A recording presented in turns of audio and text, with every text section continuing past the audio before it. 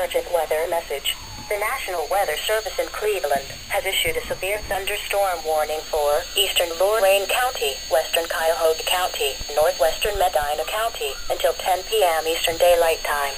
At 8:52 p.m. Eastern Daylight Time, National Weather Service Doppler radar indicated a severe thunderstorm capable of producing damaging winds in excess of 60 miles per hour. This storm was located 10 miles south of Grafton and moving north at 30 miles per hour. Locations impacted include Litchfield, Elyria, Strongsville, Cleveland, Grafton, Brunswick, North Richville, Westlake, Parma. This is a dangerous storm. Seek shelter inside now and stay away from windows. Please report hail and strong winds to the National Weather Service by calling toll-free 877-633-6772 when you can do so safely. Repeating, a severe thunderstorm warning has been issued until 10 p.m. Eastern Daylight Time for the following counties in Ohio: Cuyahoga, Lorain, and Medina.